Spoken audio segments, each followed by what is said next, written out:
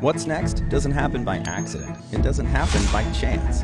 What's next happens when experience meets expertise, when data meets dollars, and when steel meets earth. What's next happens when the promising work of Pioneer state-of-the-art research centers meets the unsparing challenges of more than 17,000 on-farm trials. Our ultimate goal is to bring the next seed breakthrough to your fields, because Pioneer isn't just our name, it's our mission. Pioneer. What's next happens here. This episode of the RealAg Radio podcast is brought to you by the BC Centre for Agritech Innovation at Simon Fraser University. Are you ready to grow your farm business with cutting-edge technologies and innovative solutions? Our centre will drive you towards an advanced future. Get the investment, expertise, and support you need to test and develop your products or ideas through our Agritech Development Program.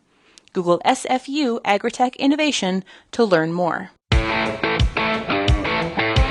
It's time for RealAg Radio on Rural Radio Channel 147 on Sirius XM.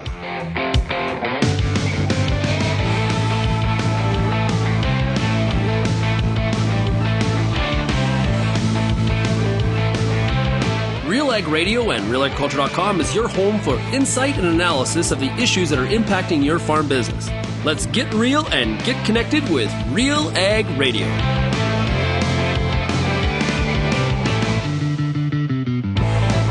Welcome to RealAg Radio here on Rural Radio 147, Sirius XM. Shaun Haney, your host here on this Thursday edition of the show. Thanks so much for making RealAg Radio and Rural Radio 147 a big part of your work day. Also, as always, big shout out to everybody listening out there on the RealAg Radio podcast. Well, it's Thursday. You know what it means. It's the Farmer Rapid Fire here today. We're going to talk to farmers across the country and find out how they're making out in their fields, their barns, the ranch, whatever they're doing.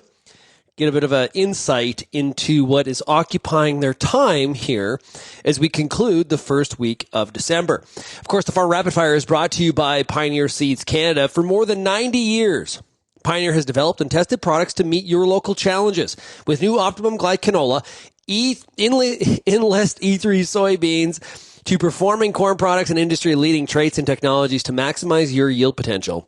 Pioneer's on-the-ground teams can help you get the right products for your fields. Make sure you visit pioneer.com/Canada to learn more. And, of course, Corteva Agriscience, also a sponsor of our Agritechnica coverage.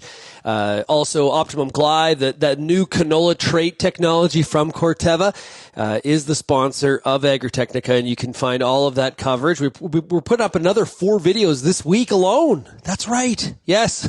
It's going to take us to about the end of February to get through all the videos that we took there in Germany in mid-November, and some great stuff. This week, we've got combine settings, a new app that allows you to kind of crowdsource and share some of your combine settings.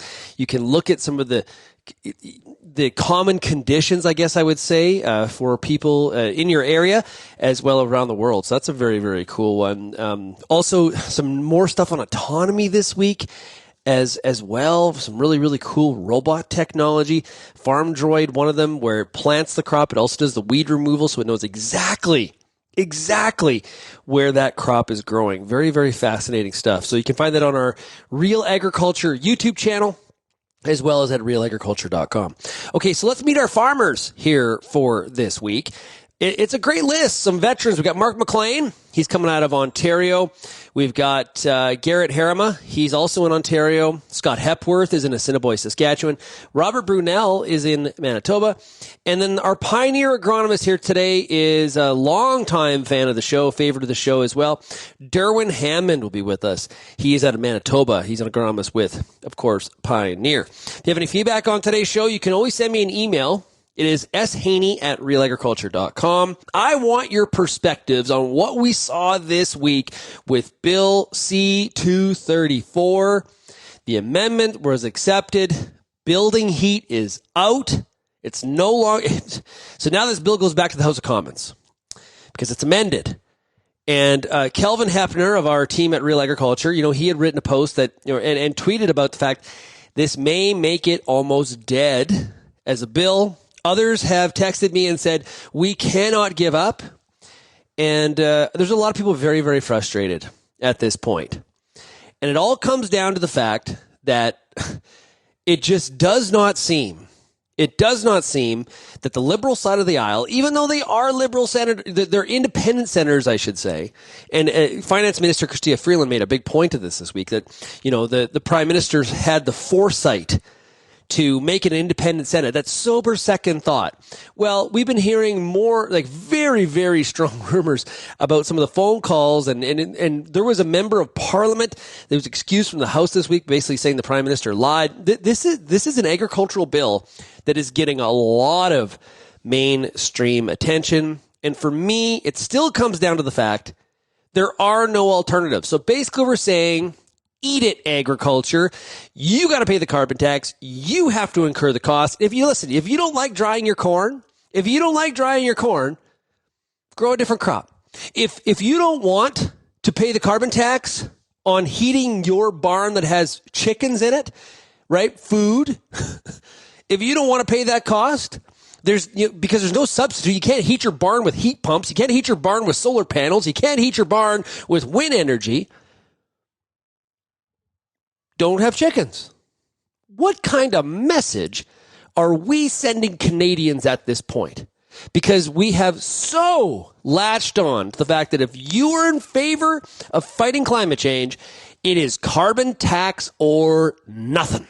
It's ridiculous.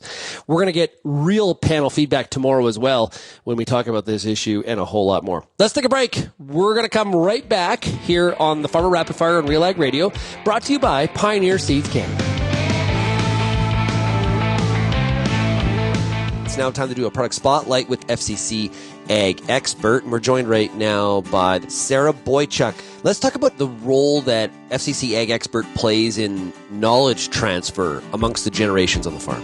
Mm-hmm. So a really good example of that is actually another kid that I've worked with over this last year, Maddie from Learning About Ag with Maddie. She is a 5th generation farmer. She's a grade 5 student, and her family has been using Ag Expert, and they have really used that as a tool to get every generation involved in the farm. So her grandpa, for example, went back and added data about their farm back to 1972. And that data is there for Maddie to use and to learn from. So because Ag Expert is so simple, it's just a great opportunity to get the whole family involved and pass on those principles of farm management from one generation to the next. That's agexpert.ca.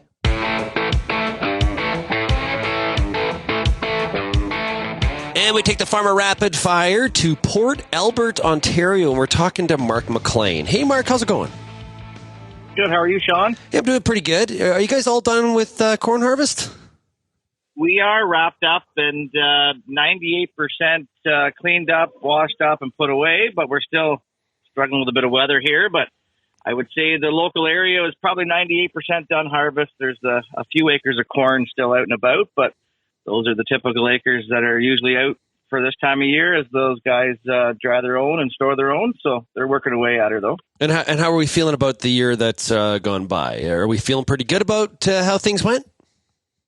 After there was a lot of touch and go moments we had this year with, some late season moisture, and we struggled to kind of finish the wheat crop off as it kept raining. But usually if you get rained out of harvesting wheat, that usually means the beans and the corn should be pretty good. So, and then we got into the bean harvest, and it was about the same situation. We got a couple good weeks in there, and then the weather kind of turned on us again. But I think for the most part, they came off in decent shape. A few guys would have finished beans here, a week or two ago when we had some nicer weather again.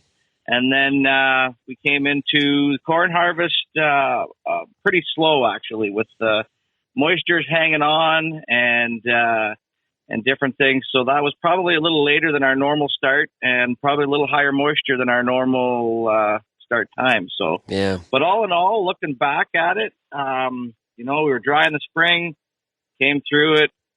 We're sitting looking at the situation, and it was, I'd call it a success again. So But now we're looking into 2024 already, and the spreadsheet's looking tight. Yeah, so interesting, because that's how I would sum it up too. I think there's a lot of concern out there now, whether that's just people's imagination or their perceptions that things are going to be tighter. But if you're breaking out the spreadsheet and the calculator and trying to sharpen your pencil, you're seeing that in some of those crop budgets. That seems to be the way that a lot of people are describing the year ahead here. Yep, and I guess some people say the farmer always remembers best what happened last. And we probably get a harder time for being downers than uppers when it comes to thinking about things. But we have to cover all bases. And I run a spreadsheet where, we look at our costs in and our value out on the past couple of years. And, crop prices are slipping. Fertilizer prices are staying kind of high. Input costs kind of slipped up again a little more. And but, it's all relevant in that area. Machinery costs are still staying kind of high. We're still, I would call it a COVID hangover still. We're still running a bit of, short supply of some stuff, but good supply of other things. But the price just never came back to where kind of it was, I guess you would say. Yeah, and I wonder, I'm not somebody that ever really truly buys into, as soon as somebody says, new normal, I sort of get kind of really skeptical. So, I think some people assume that these machinery costs are going to be where they are for a long time. I'm not sure I totally buy into that as one of the examples. Things move up and things move down. If there's a little bit of lightening in demand when it comes to equipment costs, prices kind of have to recede, don't they? Well, and that's kind of where I'm sitting at that. We're doing a bit of mortgage work right now too, and that's you haven't looked at a mortgage in the last 2 years, you're going to probably fall down. So there's going to be the crunch comes on. Everybody talked about the crunch coming, it never did. Well, it takes probably 2 to 3, maybe 4 years for a cycle to kind of change around. And I think that cycle's coming. It's going to be slow, and we'll see what this economy does going forward. A strong agricultural economy usually means a strong local economy. So if we start backing up the agricultural economy, then we'll start backing up the local economy too. So, it's we're sitting. We always sit with the cards on the table at the end of the year and wonder which card we're going to play for next year. And that's kind of the stage we're at. But all in all, 2023 had a lot of cliffhanger. Are we going to make it? Are we not going to make it? Is it going to happen? Is it not going to happen? And we came out the other side smelling pretty good. So, I can't say that for everybody in the area, but, I think in Ontario, generally, I haven't seen what the yield reports are coming out, but I think they're talking, plus 200 for corn. And I think probably you'll see a good response for soybeans.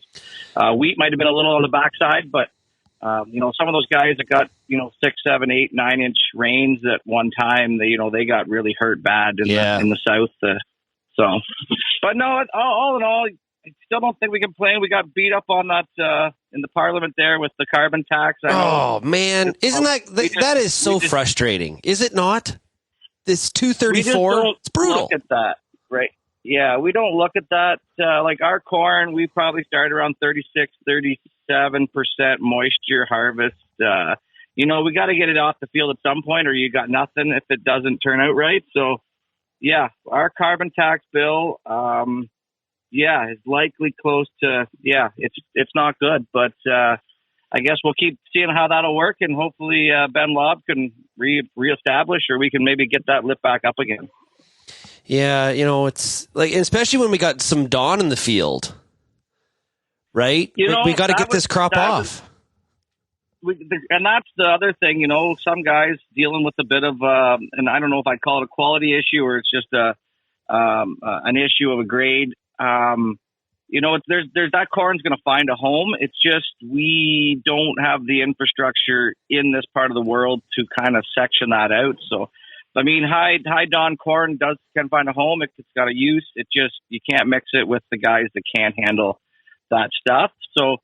I know in our area, we were probably pretty fortunate. I do know there was some hot spots in different places. Nothing like it was a few years ago when, kind of everybody had a touch of it here and there. And the hard part that we struggle with is we can't can't figure it out. We can't pinpoint one thing that caused it or one thing that we can manage. And that's one good thing farmers have really gotten good at is managing things. And if we can manage it, we will. We just need to know what it is we're managing and how to manage it. So, yeah, well, so quickly here before we wrap up, between now and when the snow really starts to fly, what are some of the things you're taking care of on the farm? Well, we're getting, we're going to do a lot of maintenance and stuff like that, make sure everything's ready for next year. And obviously seed orders. We're trying to maybe look at some fertilizer, but, getting next year's hybrids picked. We've got a bit of a, cropping plan for next year. We're growing more corn, we're growing less corn. And then, just get the equipment through the shop and maybe give it a bit of an Andy clean polish and make it look good, keep the value up, and go through the paperwork. The desk was a mountain, and we're getting her down to a hill. Oh man, I never want to show you a picture of what my desk looks like, because that is not something to aspire to. So I'm glad you're making some progress on your piles. That's good to hear, Mark. Yeah, we do have one thing about our business, we do get a time to reset.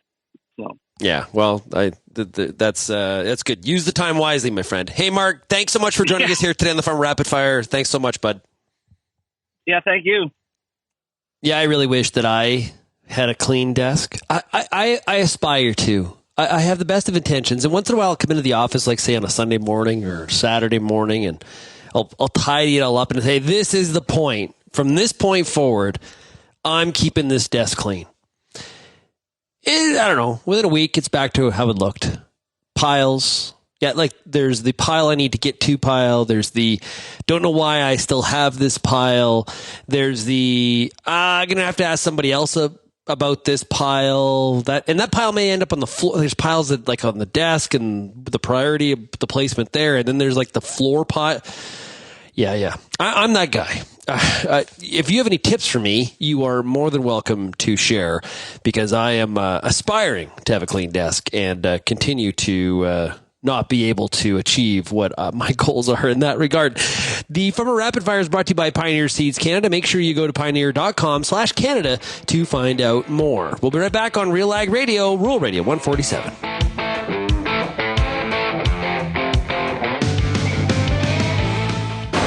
Through a growing storm of kochia, cleavers, chickweed, and more, there's a clear path. Introducing Oxbow, a versatile cereal broadleaf herbicide that gets the job done. Powered by Duplisan technology, Oxbow is your workhorse on resistant kochia and other tough weeds. With flexibility in timing, rates, and recropping options, your path is clear. Find your way on the path of least resistance at newfarm.ca/Oxbow. Peter Johnson at WheatPete, RealAgriculture.com. I'm the host of The Word, and I love doing The Word. I love the questions. I love the challenges. I love having to apply agronomics to all over the globe and areas outside of my normal jurisdiction. Also, I love the feedback the most, where growers challenge me, tell me about their plot results, help me to learn. The Word, absolutely the best part of my day.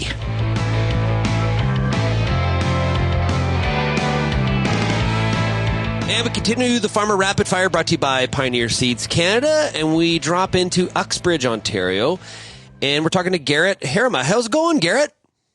Good. How are you, Shaun? Well, I'm doing pretty good. Are you done harvest? No. Oh. No, in short.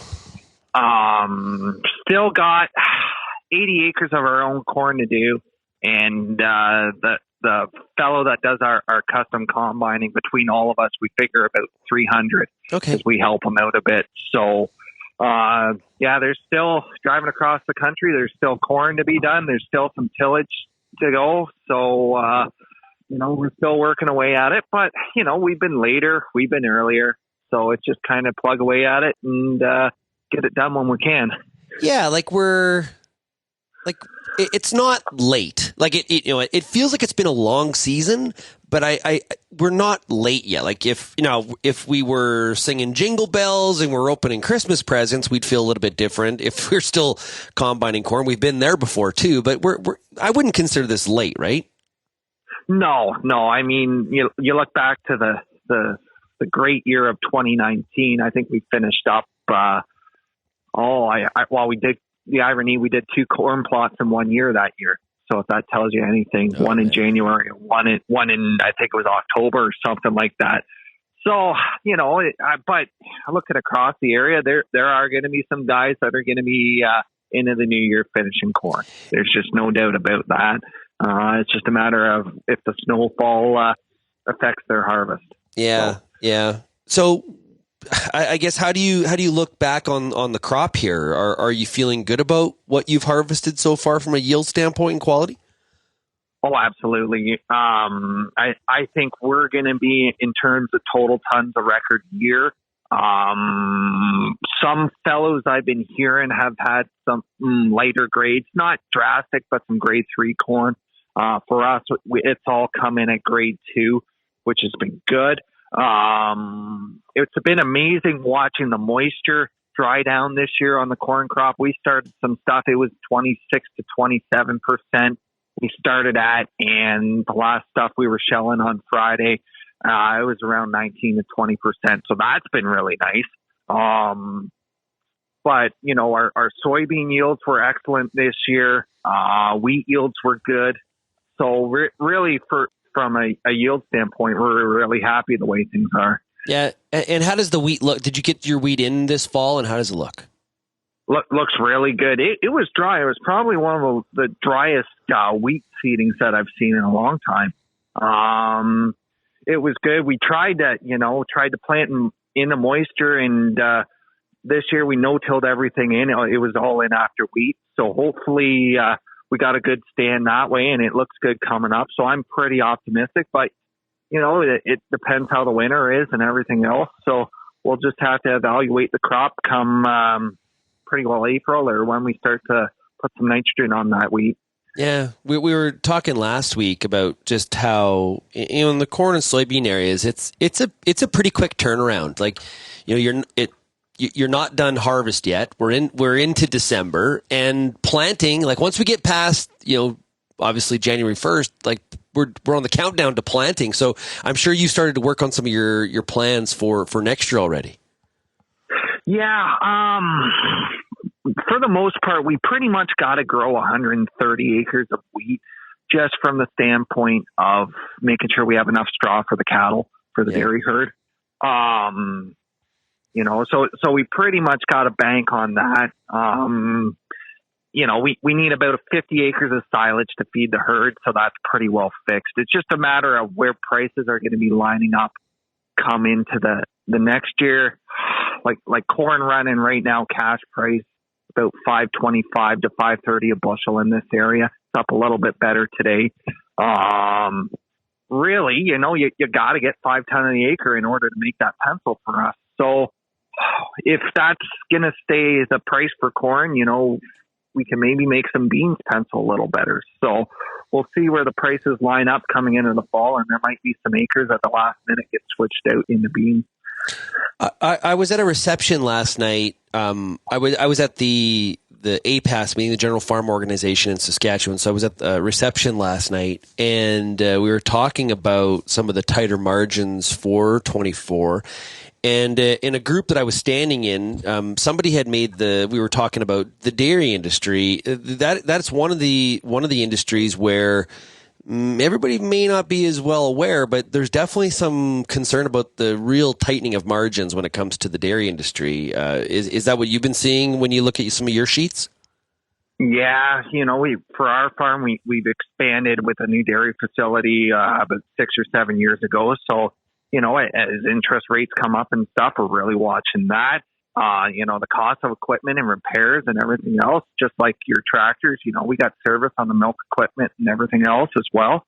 We try and do as good a job as we can with maintenance on the dairy side, but in a new facility, we're starting to see some wear parts that are starting to have to get replaced and such. So we're starting to watch with that. So absolutely, tight margins right now. We're pretty lucky. We have a good labor force, so that's good.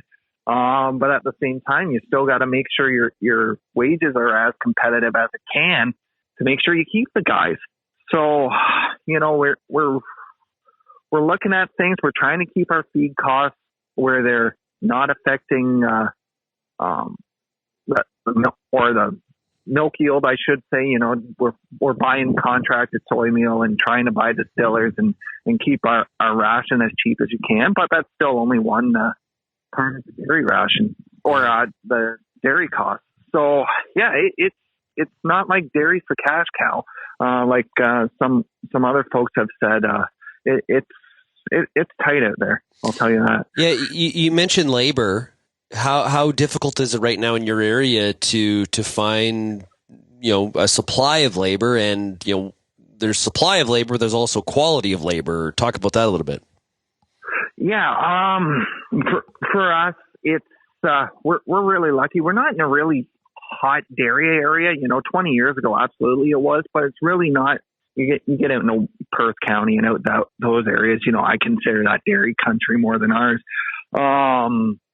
But we're competing with the Walmarts of the world and some of those other spots for part-time labor. So if they're paying a little bit better than the farms, well, I think the kids are going there and they can work with their bodies a little better and such. So, but for us, we're able to attract some neighbors and such, and for us to be able to help with our labor. But it's kind of the same as the rest of the world. There's guys that are looking for labor right now, and it's tough to find help. But if you want good help, you got to pay for it, and you got to make sure your wages are as competitive as the other industries. Yeah, well put. Well, Gerrit, thanks so much for joining us here today. Really appreciate it. Good luck getting the rest of that corn out of the field and with some of your 2024 planning. Okay, we'll talk to you again soon. Beauty. Thanks, Shaun. Gerrit just mentioned there, trying to make sure that your compensation is comparable to some of the other industries that you're competing with. That can be really difficult, especially from in comparison to the oil and gas industry. The other part is a lot of producers will send me an email saying, listen, my wages are competitive. I also got a benefits plan. I also got dental. I've got a pension. And I still can't find people because it's actually a lack of supply of people as opposed to losing out to another industry, so to speak. And then there's also the hour component. Now, some farms, what they've done is they've got kind of creative with it where they'll bring on more people and still only put people through, say, a 50-hour work week and have people in shifts. It does take some creativity, and I don't think there's one solution. That's the thing, and everybody's particular situation is going to be a little bit unique and different, but definitely creativity is required in many cases. Okay, let's take a break. We've got more of the Farmer Rapid Fire coming up here. You're listening to RealAg Radio, brought to you today by Pioneer Seeds Canada.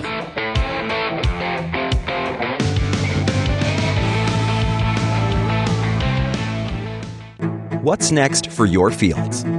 At Pioneer, delivering industry-leading genetics drives everything we do. From the scientists in the lab to our local teams with boots on the ground, we are determined to get there first. Developing top-performing products, proven in more growing conditions than ever before. Pioneer. What's next happens here. Visit pioneer.com/Canada to learn more. Joining me now for today's product spotlight is Chris Turco. He's the CEO of FP Genetics. What sets your company apart from other Western Canada seed companies? I think what sets us apart really is our people. We're a privately held company that is owned by over 170 farmers in Western Canada.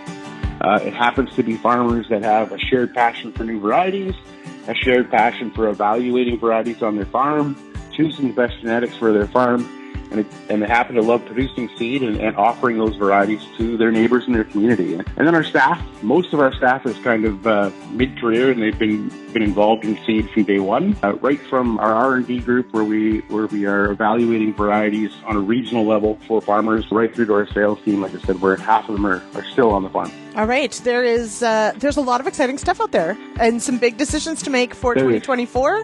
So always nice to have good options, and always great to have you on the show, Chris. Thank you very much, Timothy.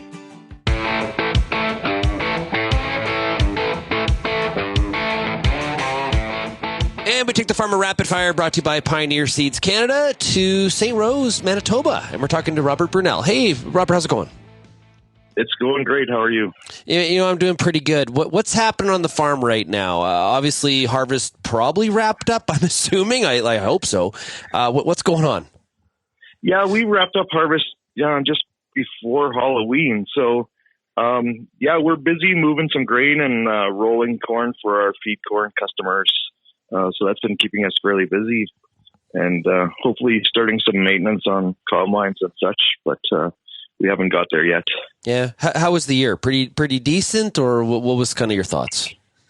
Yeah, it was a decent year. Kind of surprising. I think we were not sure how it would transpire with the spotty moisture that we received over the growing season, but all in all, it turned out to be pretty good.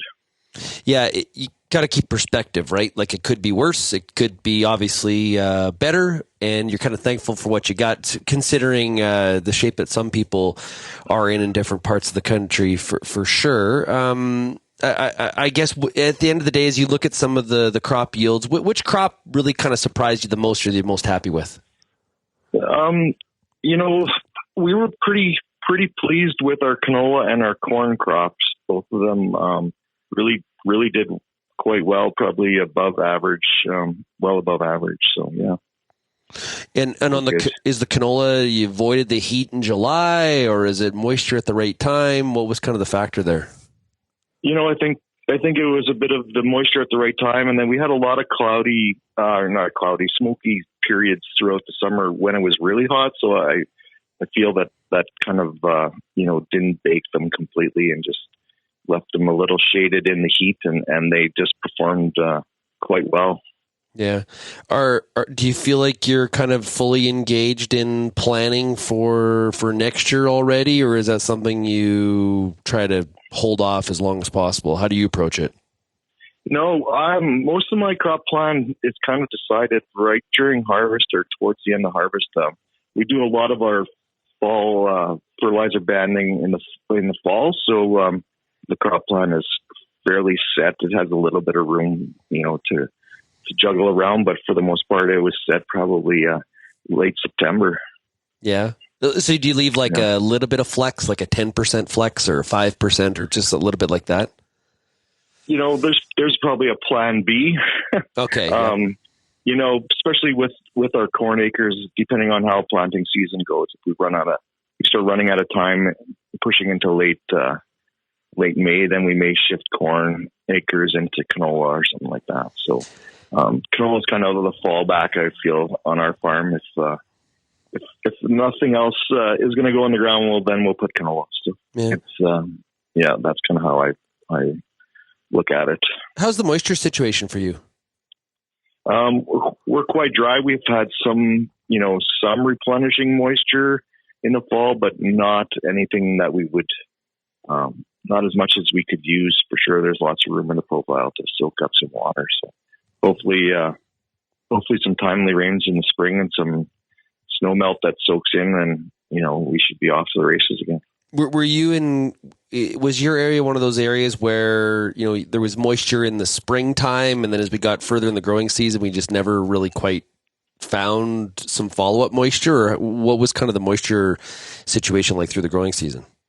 Yeah, we started off with great moisture, and we did some dirt work in the fall, last fall, and so we kind of knew that the profile was fairly replenished, but we just had enough timely rains for the most part. Not all the land that we farm had those rains, and you could tell where it was missing that the crops really suffered. So, we've pretty much used everything that was available, and we haven't got enough moisture back in the profile to set us up for a good start in the spring. But I mean, spring, lots of things can happen. So we don't write our crop off yet. It's only November, right? So yeah, we should be keep optimistic, but we're definitely dry. Yeah, we're definitely dry. It was described last week by Shaun Haney, who's in Foremost, Alberta. We don't lose a crop in December. Never. No, That's right. That's right. Yeah. So if you got that crop plan all mapped out, any big alterations or changes in comparison to 23, or kind of more steady as she goes from a percentage breakdown from crop to crop? Yeah, I try to keep a crop plan that's fairly steady, fairly even. I like to plan my harvest so that way we kind of roll from grass seed to cereals to canola to soybeans to corn. So, we have a long paced harvest, but usually the workload in that certain crop is never, overwhelming. So that's kind of how I like to plan my crop plan. So 5 major crops essentially. And a few specialty ones here and there. So how far out do you go? Like if from a year standpoint, like are you, and obviously something that you're saying 3 years from now is not written in stone, but do you go out a number of years in your planning? Yeah. I wouldn't say I would go out years, but, I always plan to have, a good percentage of those main crops in my plan. And, when we come through some of these higher prices, we were sold 18 to 24 months out on some of these crops as well, just to hedge some of those prices. And I like that consistency of crop plan. It seems to work well for us. We're always dabbling in other things, but essentially, we've kind of grown to a rotation that's fairly consistent. Now, on your Twitter bio, it says that you're a mayor. What are you mayor of? So I'm the mayor of the municipality of St. Rose. So wow. So this is my third. I'm done my first year of my third term. So on year 9. Year 9 of being the mayor of the municipality of St. Rose. And what got you into that? Well, I'm not sure how it ended up happening, but I was always quite active after university with young farmers organizations and with Keystone agriculture producers.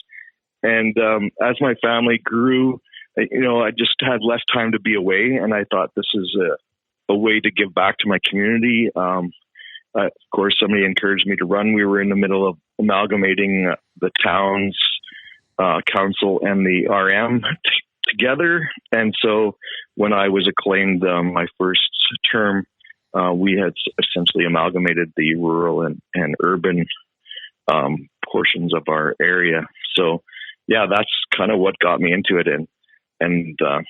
So I'm on my third term. I believe this is my last. It'll be 12 years when I'm done. I think it'll be long enough in that municipal world for me. Oh, good for you. That's those are sometimes thankless positions.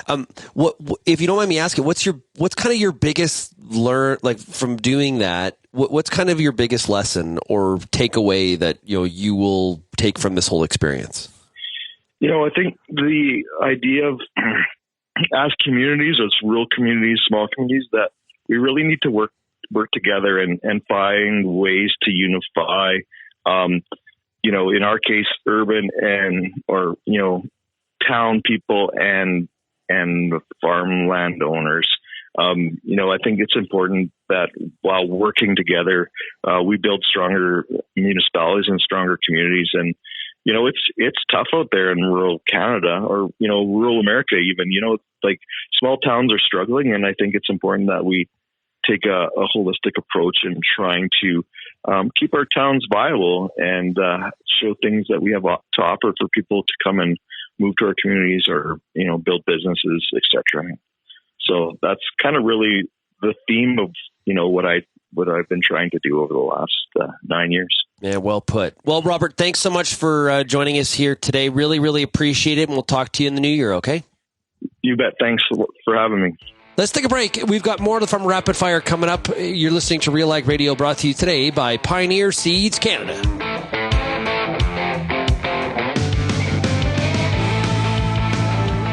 Now we'll be joined by Heather Watson, Executive Director with Farm Management Canada. Give us an update. What are some of the things that Farm Management Canada is up to? What are some of the things you're doing right now to move the needle? Yeah, so we're doing a combination of, I would say, research and education and connection in the industry. So on the research side, we've just launched the results of our Farm Women study, which is super exciting, some really interesting insights that we'll discuss.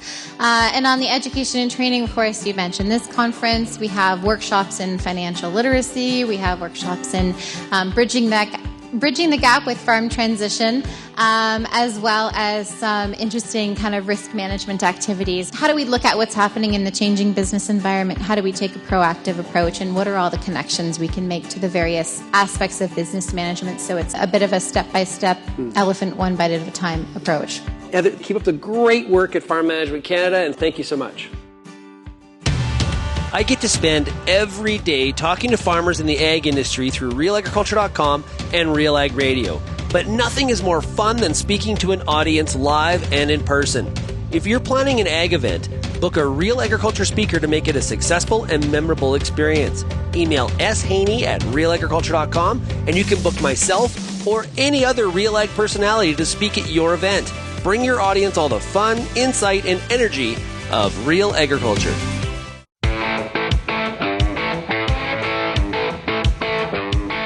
And welcome back to RealAg Radio. It's now time to take the Farmer Rapid Fire, brought to you by Pioneer Seeds Canada, to Assiniboia, Saskatchewan. We're talking to Scott Hepworth. Hey, Scott, how's it going? Good, Shaun. How are you? Pretty good. Well, I would ask you what's going on the farm this week, but you're kind of on the road. I ran into you earlier this week in Regina for the APAS meeting, and now you're in Banff at Prairie Cereal Summit. So you're a road warrior this week. Yeah, it's been a busy couple of weeks here with some meetings and taking in some conferences, either before or after them. I've kind of been following you around a little bit, it feels like. Was in Calgary the week before for Grow Canada and some Grain Growers of Canada board meetings. So, yeah, it's been a busy couple of weeks here away from the farm. And you're on the board of Sask Wheat, so that's a part of the reason why you've been out and about. Well, I guess what's been sort of your takeaway from some of the meetings you've been at? What are some of your perceptions? Well, I think a lot of people are cautiously optimistic. It sounds like the story is pretty familiar across Western Canada as far as crops of last year. Some were better than expected. Some were worse than expected. But everyone's kind of looking at next year with some cautious optimism. So that's always nice. And I feel as though that's kind of how I'm approaching next year with the crop plan that I'm working on right now. So, yeah. How are things back home in Assiniboia? What's the moisture situation like? Well, it's dry. I think it's as dry as we can possibly get. We have had some snow this fall that melted quickly with these warm temperatures. I think yesterday it was 14 degrees at home. So it's been a strange fall, and the snowfall we've gotten hasn't been enough to carry a crop through next year. So as always, we're going to rely heavily on in-season rainfall next year again. So hopefully the cycle will change sooner than later, but I'm going from a next year country to kind of maybe next year country. So it's, we need some help. Yeah. So has it impacted your crop plan at all at this point, or is that kind of a way too early to sort of make some big adjustments in that regard? No, it's definitely impacting my crop plan for next year. We're waiting for some more soil tests, but I'm getting short of land to seed lentils or pulses in general on, just due to the high levels of nitrogen left over from last year's crop. I was overly optimistic in our moisture situation, I think, last year at seeding time. And when the tap turned off, the crop basically turned off at the same time. And we have pretty high levels of nitrogen across the farm. So I'm pretty cautious on putting any lentils, especially on a lot of that land. So it's looking like it could be a 2-crop season for me next year, which will be the first time in a long time. Basically mostly cereals and some canola. But no, it's definitely making an impact on my crop plan right now for sure. Definitely simplifies things from an operations perspective, I guess. Yeah, it does. Crop spraying might be a little bit easier next year, and everything in general when you're down to 2-crop seed plan. But it is what it is. I kind of rolled the dice a couple of years ago, putting some pulses on some ground that had high levels of nitrogen, and I definitely paid the price. So I don't want to make that mistake again. But we are soil testing quite extensively and trying to find some areas that we can put some pulses on just for rotation. And I mean, the price of large green lentils is quite strong right now, even new crop for next year.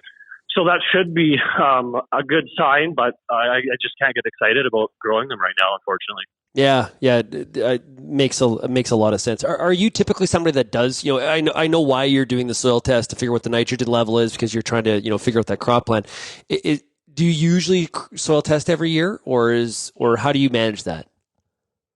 Yeah, I wouldn't say we do it as extensively as we are this year every year. Yeah. But we've been soil testing quite regularly for my entire career, honestly. Are you a zone sampler or a grid sampler? Oh, well, zone, I would say now. We've moved into using SWOT maps. So we're targeting specific zones for sure now. Yeah. See, it seems to be, I don't know how many data on it, but just anecdotally talking to producers, seems like more and more people are doing zones now as opposed to some of the grids like they were previously. I don't know. That's just my perception. Do you think that's accurate? Yeah, I would say so. I know I listen to the Hefty brothers there on RealAg Radio quite often, and their soil sampling is quite extensive. And I would actually kind of try and take a field and get some smaller grid sampling, smaller zone sampling done, just to see the results. But as a rule, I think most guys are doing pretty large zone sampling. Yeah. Yeah. Now, how about in prep for 24? Any changes in the farm from a machinery standpoint, or is kind of same as what you did last year? Same as what we did last year. Well, we did get a new rock picker. I think the first brand new rock picker we ever bought, so that's exciting. Nice. Excited to use that next year. But otherwise, we updated our drill last year, and I think our equipment is capable of everything I need it to do for next season. And just seeing, I mean, I'm not too excited to spend much cash on equipment right now, with the cost of it for one thing, and then, I mean, the declining price of our commodities right now. It's going to be one of those low margin years, I'm afraid. Yeah, I think that's, from a cautious optimism standpoint, the way you described it, like what we've seen in our Canadian Farmer Sentiment Index is farmers relatively negative about their future farm financial performance, though that can change, and we've seen that change. Based on, if Mother Nature cooperates, you'd have a lift in the optimism. Indeed, I think there's just people have seen those commodity prices decline, and they've seen their costs hold, relatively speaking. Now, there has been a dip in some of the costs, but it's still relatively high, and it's that margin compression that people are a little bit worried about when you don't know what the weather's going to bring, right? Yep. Yeah, that's kind of where I'm at, and speaking with quite a few farmers from across Western Canada the past couple of weeks, I think everyone's feeling the exact same way. It's hard to ignore at this point in time. And then one thing to include in that, with the margin compression, I mean, the risk level is still the same as well, or it heightens as that compression happens. So that's where, the caution comes in. But there is still a thin line there where, we should be able to do it for another year. Yep. Live to fight another day. Well, hey, I'll let you get back. You're at Prairie Cereal Summit today there in Banff. Enjoy the sights, enjoy the meeting, and say hello to everybody that you run into there from us, okay? I will do that for you, Shaun. Thank you.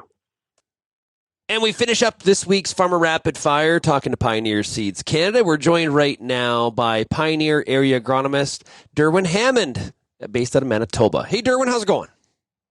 Hey, Shaun. Yeah, it's going well. Great to talk to you again. Yeah. So, what's going on right here in a week like this? We're early December. A lot of look back on probably some of the plot data, and already a lot of work happening in regards to 2024. I would imagine. Yeah, definitely. That's the focus right now. I know for our company that early pay deadline to capture those best discounts as we book seed business into looking ahead to 2024. That's coming up here shortly, and I know it is for a lot of the other companies as well. So lots of questions around product performance and genetics, and so that's been a real focus for me the last few days. What do you expect when we're talking about the hybrid selection from a canola perspective for 2024? A lot of these decisions being, have been made or are being made right now before year end. Agronomically, what do you think are some of the big considerations on top of mind to producers right now? Well, I mean, certainly with canola, the type of canopy that you're producing, I know a big focus of our breeding program is around that disease protection piece for all the major diseases, blackleg, sclerotinia, clubroot in, certainly in Alberta, but even in the other provinces, starting to see more positive fields showing up. And so, utilizing that resistance as a prevention strategy and certainly verticillium wilt, kind of a newly emerging challenge.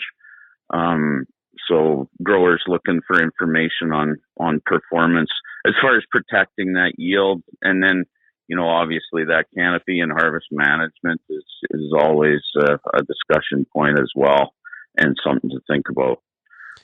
I think the biggest thing for me has just been, we're all guilty, myself included, of weighting the last year's performance more heavily than the years before that when we're looking at our products. And 2023 for us, at least here in Western Manitoba, a bit unique in terms of the weather pattern. Typically most of our rains in June and then tapers off as you get into August. This year it was kind of the opposite in a lot of areas. We were looking pretty drought stressed by midsummer, and then in a lot of cases those rains later on came in time to give us some pretty good yield performance, especially when we get more into the late season crops like soybeans and corn. Some really good yields in some areas, but those rains coming later, not near as much, hardly any sclerotinia pressure because the rains missed that critical flowering period. Later development, I would say, than the previous couple of years on the verticillium wilt piece. So, it's just a matter of, if the pressure was light this past year, you may be feeling like some of those traits don't have as much value heading into the next year. You really need to think about historically, what's the average pattern on my farm and over all of my acres. And, you may find from a risk management strategy that some of those traits still can have a lot of value for you. Yeah, it's easy to get caught in the recency bias, right? I think you make a really good point there where you got to take into consideration the past year, but don't get trapped into it, right? Last year's problems may not be next year's problems. And a lot of times it doesn't work out that way. Now, you mentioned sclerotinia. For some of these new hybrids, is that tolerance level or that assistance through the trait, is it getting better and better, or are we still kind of stable over the last number of years? Well, I would say, our current commercial lineup, probably our biggest acre product for us is our P505 MSL, and it's that traditional level of resistance tends to reduce the sclerotinia by over 60% relative to an untreated susceptible hybrid. So not quite replacing the efficacy of a single fungicide pass, but close. So, in areas where the ROI on that foliar fungicide is maybe a little more questionable and pressure tends to be a little more moderate, it performs quite well. But we are advancing a new product this year that looks to be suppressing that disease level very, very much the same as a well-timed single pass of a fungicide would. Interesting. And I think lots of demand for those kind of packages. Yeah, certainly. I mean, it's, you always have to look at the other agronomics of the products, but I think they're tools that we can certainly use on some of our acres. And then, those are fairly well protected, and you can focus your foliar fungicide efforts on those unprotected acres, and that allows you to do a better job of getting those fungicide applied at that 30% bloom stage, that ideal bloom stage, to get the best efficacy out of that tool as well. Absolutely. Well, Derwyn, thanks a lot for joining us here today. All the best to you, and we'll talk to you again in the new year. Thanks so much, bud. You bet. Thank you. If you have any feedback on today's show, we'd love to hear from you. You can send me an email, shaney@realagriculture.com. You can also find us across all the different social media platforms. Make sure you subscribe to our YouTube channel to make sure you don't miss out on any of the great crop schools we're producing on a weekly basis, as well as some of that Agritechnica coverage as well. The other way to get a hold of us is to call the RealAg feedback line, 855-776-6147. Thanks, everybody, for getting real and getting connected with RealAg Radio. Big shout out to Pioneer Seeds Canada for being the show sponsor of the Farmer Rapid Fire. And we'll chat again tomorrow. Cheers, everybody. Thank you for downloading this episode of the RealAg Radio podcast, brought to you by the BC Centre for Agritech Innovation at Simon Fraser University, your go-to for advancing agritech. Ready to elevate your farm business? Achieve the productivity and profitability you're looking for with Agritech Development Program. Google SFU Agritech Innovation to learn more.